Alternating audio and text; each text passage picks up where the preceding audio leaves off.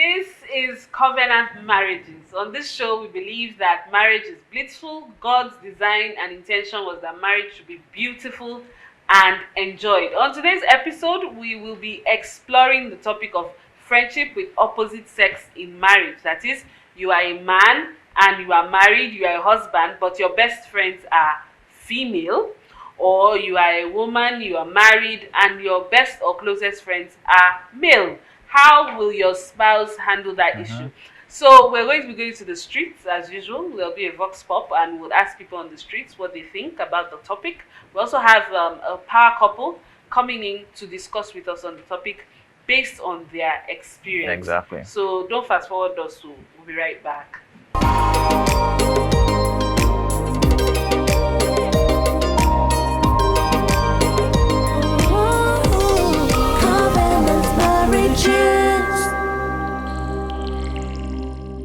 So welcome back to Covenant Marriages, and on today's show we'll be talking about friendships with the opposite sex in marriage. Like now, Tommy is my friend. How can his wife handle this our love? You are our friends. You are our friend.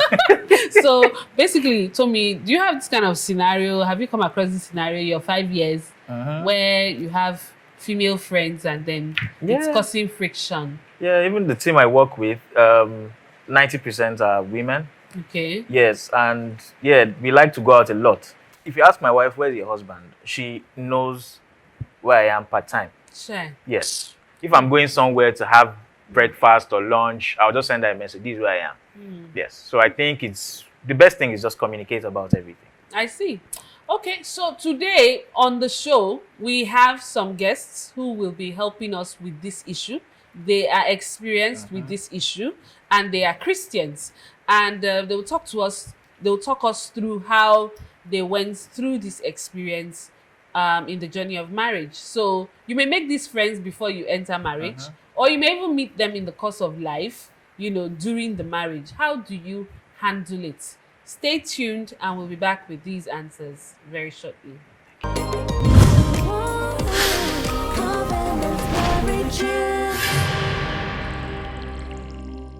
Hello and welcome back to Covenant Marriages. Our topic today is very, very interesting. Imagine you're married to a very black man, but and you have a best friend that has 6 or 8 packs. How would you handle this? Chigo. Well, my husband is, you know, like when he came into my life, Oh my God. all other guys melted away. Oh wow, you chased them? Likewise, chased them. Like I had eyes for no other, so I can't relate. I can't deal. So it's not about the packs for you? No, it's not about the packs. What are we doing with packs? Who packs We're talking about the spirit. Who packs it? We're talking about the inner man. Deep. Yeah. And as for me, you know, you can't have a diva like me in your life and you see other women. True. So all his other friends, they melted away. I can't deal. And I'm saying your husband, the man is strong, he's stand well. You know? But you know, there are some people that have challenges with this issue. Like True. they can't deal, you know, they have someone who is closer to them than their spouse. Yeah. So Beautiful. this topic, there are many things inside. And I know our guests, they have real-time experience on this. So to do justice to this topic of if you can have friends outside, you know, your marriage, friends of the opposite sex, we have a power couple with us, the David-Ashirus. They've been married for 15 years and they're blessed with children. The husband, Mr. David-Ashirus, is a real estate investor and developer. Then his wife is a technology executive. Like in the IT space, in the tech space, she is a well-known person and a senior executive. Yeah. So they will be helping us to do justice to this topic. Quite excited because they have loads of experience with the topic. Thank you, and we'll be right back.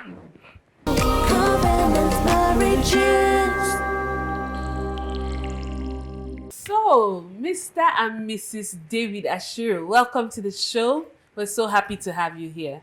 Wonderful, 15 years. Tommy, see your future. Behold, These ones, they are our role models. So they are 10 years ahead of you. You're welcome to the show. So today's topic, you know, that we are looking to you to help us, you know, tackle is the issue of having friends of the opposite sex in marriage. That is, Mr. Ashiru will now have this friend who is a lady, and she's probably, very hot looking. Or Mrs. Ashiru will have this dude with six pack plus plus, and he's her very good friend. In some cases, they'll say that's their best friend. How do you manage this in marriage? First of all, do people have this kind of situation? You have friends Yes, of we do. you do. You have friends. Okay, please help us. All right. Thank you very much for having us. We're excited to be here.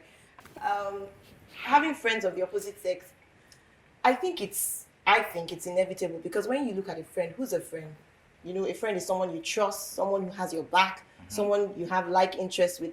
That does not discriminate by gender or even age or even race. It could be anybody. That's who a friend is. So I think it's inevitable. You will have friends of the opposite sex.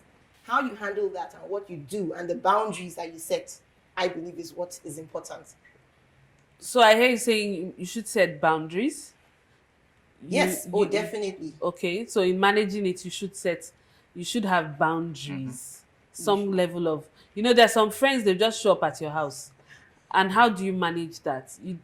How do you manage some friends that they do not have?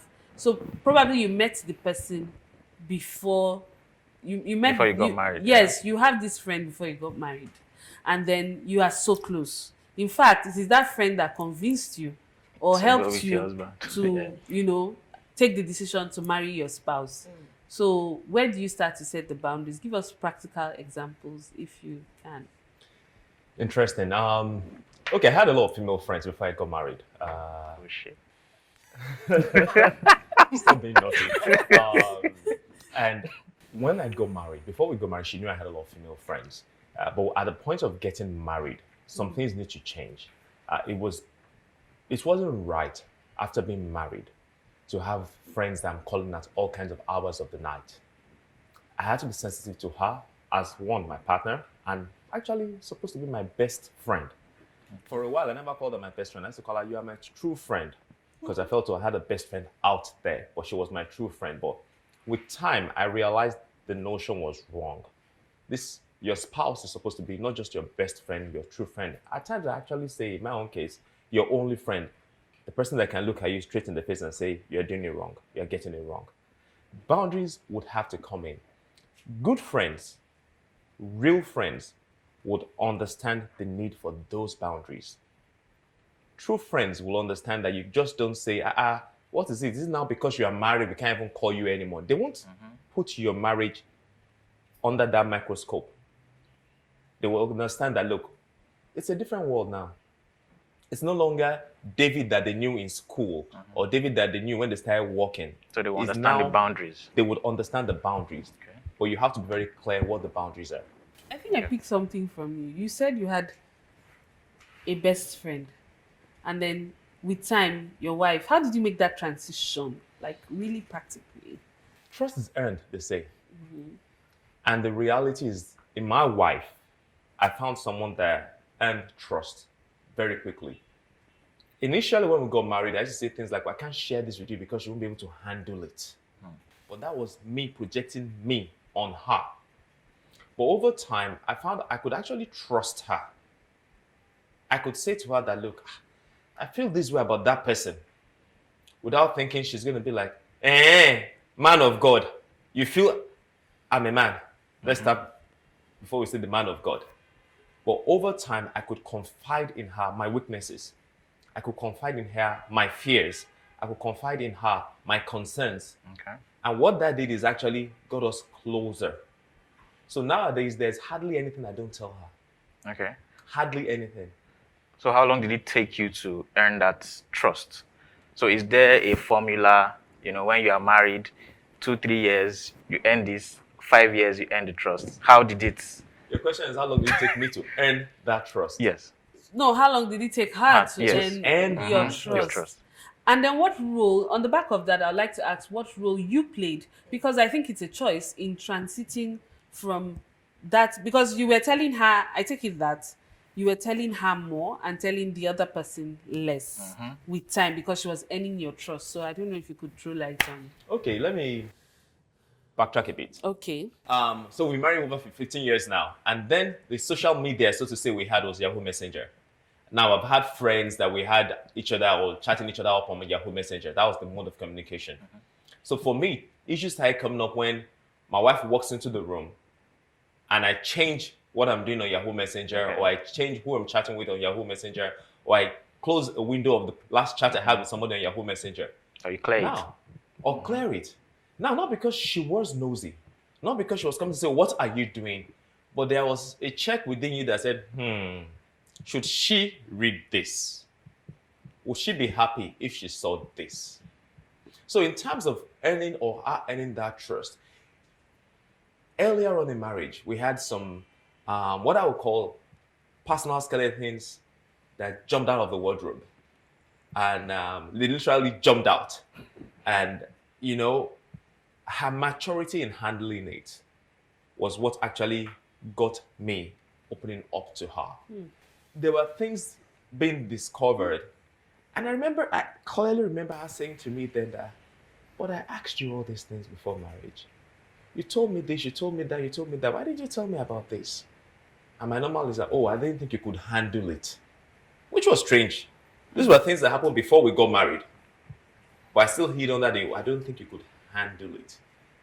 But the interesting thing is that, look, once you've tried or tasted chocolate, if you never had chocolate and you like chocolate, that taste, that experience of chocolate is always back, within you. So you know chocolate is not good for me.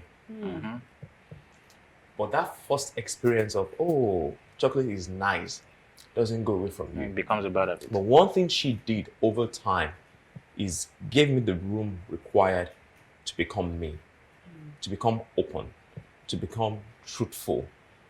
It was very clear that, look, I love you. I want you. Okay, hold that thought. Let's take a breather and then we'll go on the break and we'll be right back.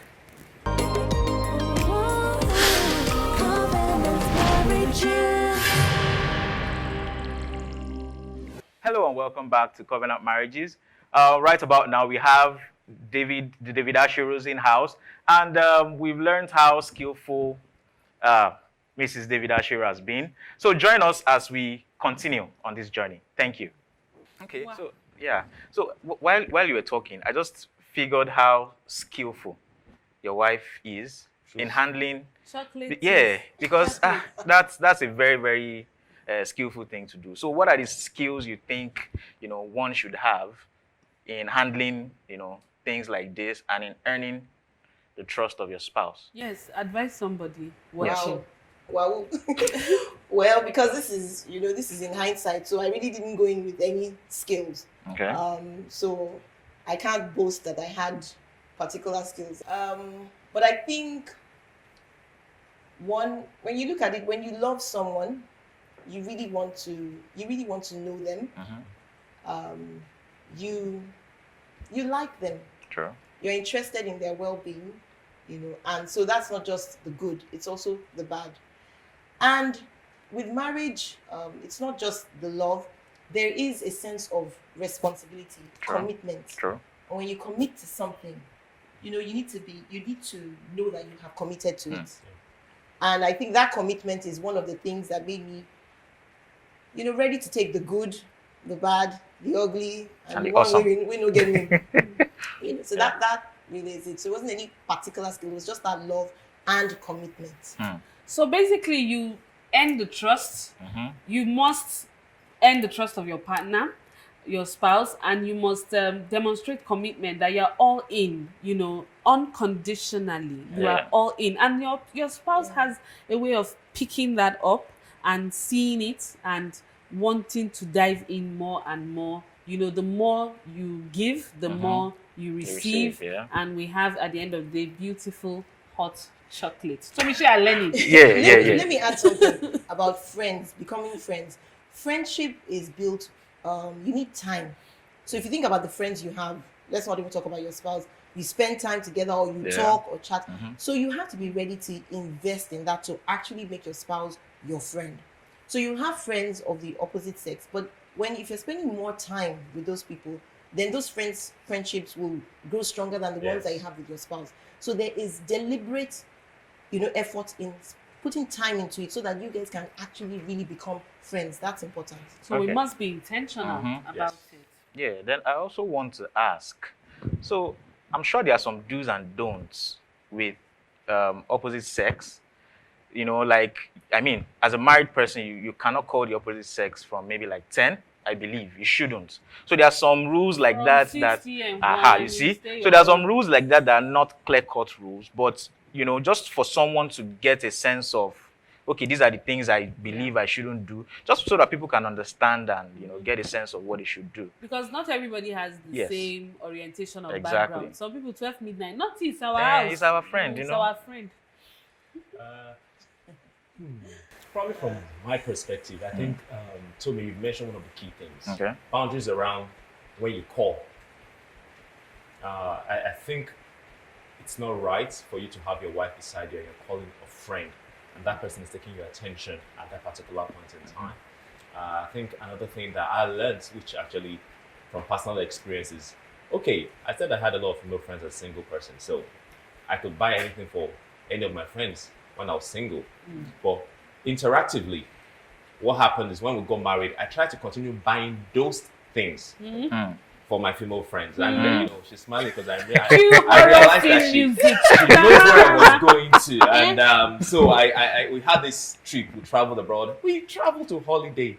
And I bought some not so right items for a female friend. Wow. Wow. Your wife is skillful, sir. And at the end of the day, she found out about it the day I was trying to get it across to the person. I was like, what are these? I said, I just bought it for. And I've never bought them. Where are the scars? Show us the scars. Oh, no, she's a very gentle lady. She's a lady in full. But the concept of understanding how what I did made her feel stopped. Okay. Because the idea was, look, why did we... There were a lot of questions to be asked. When did you have time to buy this? We were together a lot of times. How come in I didn't buying know. different things for different people and you were asking my opinion, you never asked my opinion about this? So I think once you become married, not even become married, once you're serious, this is the person I'm going to get married to, review your circle of friends, your circle of associations. Decide, okay, these are the things I can't do anymore. I think this is where sometimes premarital counseling comes in play. Yeah. And people are advised, okay, these are the things you can do, these are the things you can't do, these are the things you should do, these are the things you shouldn't do. Okay. But for me, the kind of interactions you've had should stop. Okay. The kind of gift items that was nice to give when you were single, review them. The amount of time you spend with those people should review them. I'll leave that. I'm sure she has. Yes, because he said something very important. He was talking about the friend that he bought gifts for, and he said, when I found out. Okay. So you see, for me, I don't like to put rules or formula because it's really about you people. And when you trust each other, your rules may be different. But there's some warning signals. If you have a friend that your spouse does not know about or cannot know about, that's a signal. True. Yeah. True. If you're doing things with that friend that you can't tell your spouse or your spouse does not know about, that's a signal. True. So it's not necessarily about don't call after 10 p.m. I speak to people of the opposite sex at 12 midnight. Okay. But there's nobody I'm speaking to that he doesn't know about, and he can actually be there with us, as in sitting down there speaking. Again, this is over time. Yeah. So maybe in your first or second year or first 5 years, you may not want to stay you may with not want to do that. True. Talking at 12 Very midnight, true. but we understand and we know each other's friends. So I think it's really important if you know that you'll be able to reveal and you can reveal, then that shows where you are. Wow, it's been so enriching, and that is the goal of covenant marriages Yeah. to show people that they can have a full and a rich marriage, regardless of differences, regardless of these issues Yeah. that people feel sometimes are just impossible to deal with. Thank you so much. We've learnt a lot. I have learnt a lot. I am going to put into practice. Yeah. Told me. Have But you learnt? I've learned to, but just one more thing I want to ask, Okay, just to what? clear. Is it okay to bring your friend before that is now married as a family friend into your house? As your ex. Not ex, oh, not ex. I did not say ex. What you Friend, said? friend. So imagine you're very close to this guy. Maybe he was your best friend for a while before you got married. Is it okay? He's married with 5 kids now or 12. For all you care, is it okay to introduce him into your home as a family friend? That's if your husband gels with him, anyways. Is that okay? I don't see anything wrong with that because we have that. Oh, okay. Okay. I was the lucky pick for her. She had, I think, was it 9 or 10? I've lost count now. When I approached her to be my girlfriend, then Suitors. fiance, then wife. And what has happened over time is I've come to know those people. I remember when we did a 40th birthday, I actually did the surprise birthday, and I brought some of these people around, and we've become friends. Okay. That we share and experience things together. But yeah, so again, know yourself as a couple. Beautiful. If you agree together to do it, it's not an issue. Okay. But not that you bring them to come and score a point or to try and do something. No. Okay. It's it's now being done from a mature perspective. That was in the past. This Okay. is now the new you. Okay, so we've picked that we should be intentional. We should earn the trust of our spouses. We should set boundaries. Do you have any final words for Our viewers. our viewers? Yes, I think it's inevitable that you will have a friend of the opposite sex apart from your spouse. What you need to ensure is that you invest more time in the friendship between you and your spouse than in the other friendships. And 2, don't hide anything. If there's anything that you have to hide about those friendships, that's a signal. Get out. True. If it's unavoidable for you to have close friends of the opposite sex, at the formation of the friendship, during the friendship, and at any time, make sure your spouse is aware of every interaction in that friendship. It's important. Thank you. Keep it open, y'all. Keep it really, really wide open. No secrets from your spouse. It's been wonderful having you with us. We pray that your marriage will continue to be richer for it. And we pray that when we call again, you will answer, because we know that there's plenty more experience where this one is coming from. Thank you so much for coming. Thank you. Now, for you, our viewers, don't fast forward us. So don't fast forward us. We'll be right back.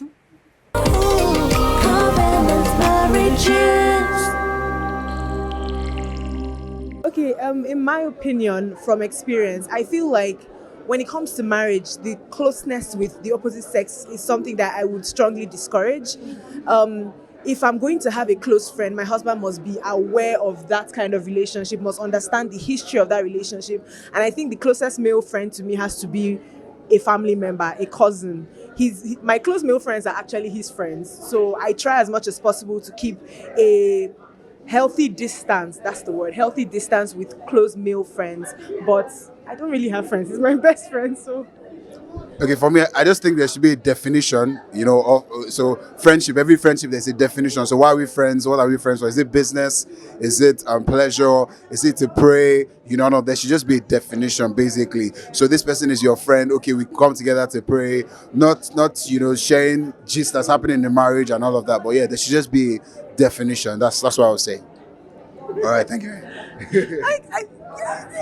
Yes, define it, but at the same time, especially with women, what I do is when he has female friends, I must understand the relationship, and sometimes I'm quick to advise him that this girl might be seeing it from a different angle and you're seeing it from a different angle. Yeah, so I think the key word is communication between both of us on what that friendship is about. So if we don't communicate and he thinks, oh, it's just prayer, and I'm thinking there's something more to this, my input is very important. So yes, thank you.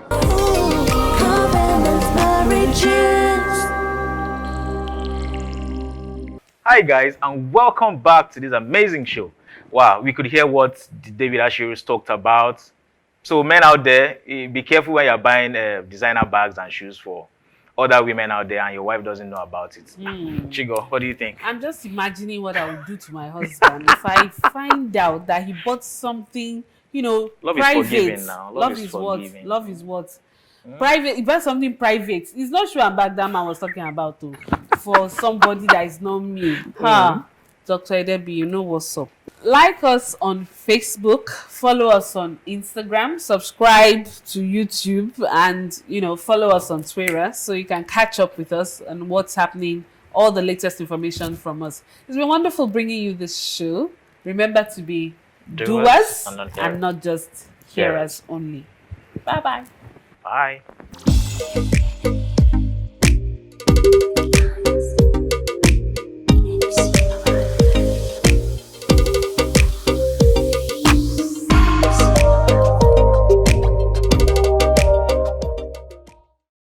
Powered by Covenant Christian Center.